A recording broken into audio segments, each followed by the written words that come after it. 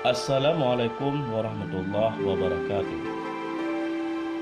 Sejak usai saat zuhur sampai menjelang maghrib tadi, Abu Nawas keliling Baghdad sambil membawa lampu penerang.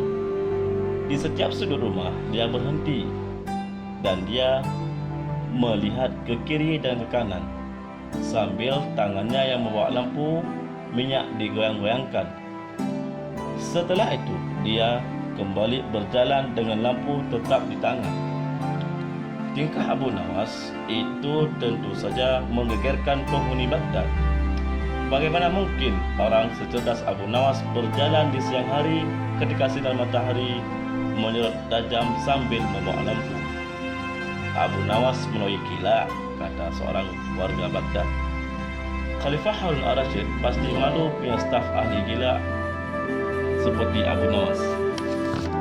Tapi Abu Nawas tak peduli. Esok harinya lagi,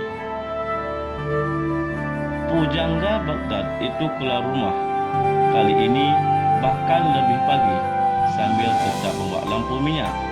Dia tak bersuara dan terus bekerja, melihat ke kiri dan ke kanan sambil tangannya yang membawa lampu minyak digoyang-goyangkan.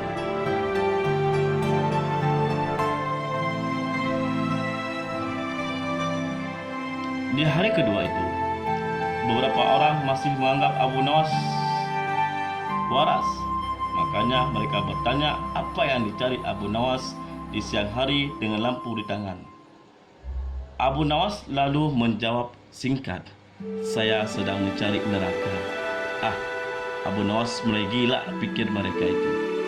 Maka ketika di hari ketiga, Abu Nawas tetap melakukan hal yang sama, lagi melihat ke kiri dan ke kanan di rumah orang sambil tangannya yang membawa lampu minyak digoyang-goyangkan.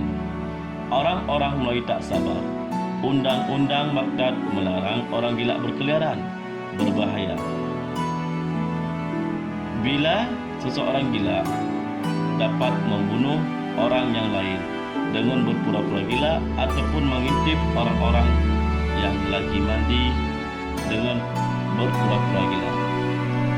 Karena itu, cerita selanjutnya, Abu Nawas ditangkap lalu diserahkan ke istana.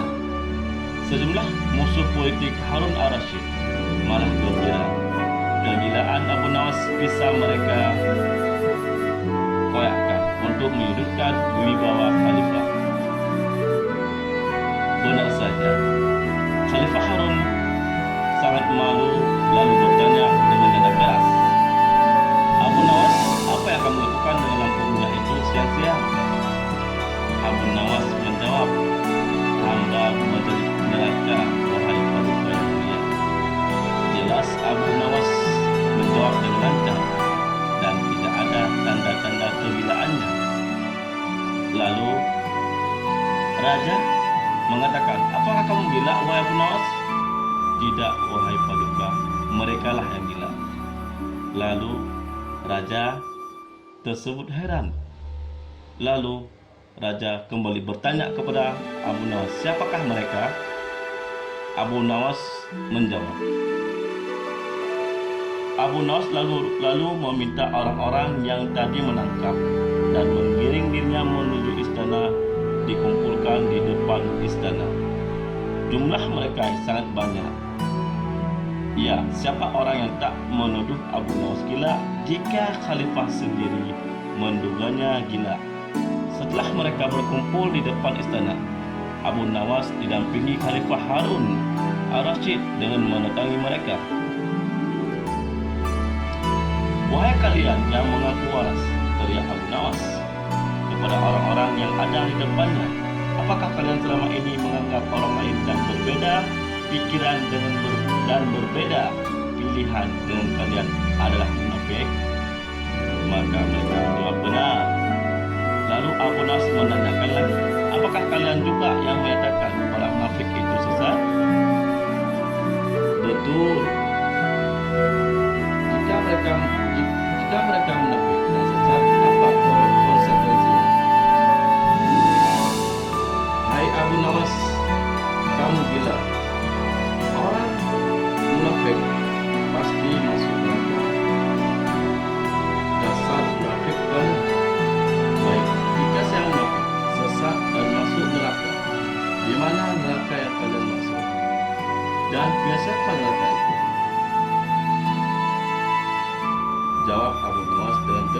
sambil kali ini lampu di tangannya diangkat tinggi-tinggi, seolah-olah dia mencari sesuatu.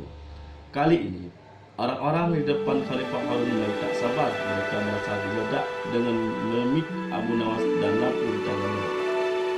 Hai Abu Nawas, tentu saja neraka ada di akhirat dan itu milik Allah. Kenapa kamu bertanya?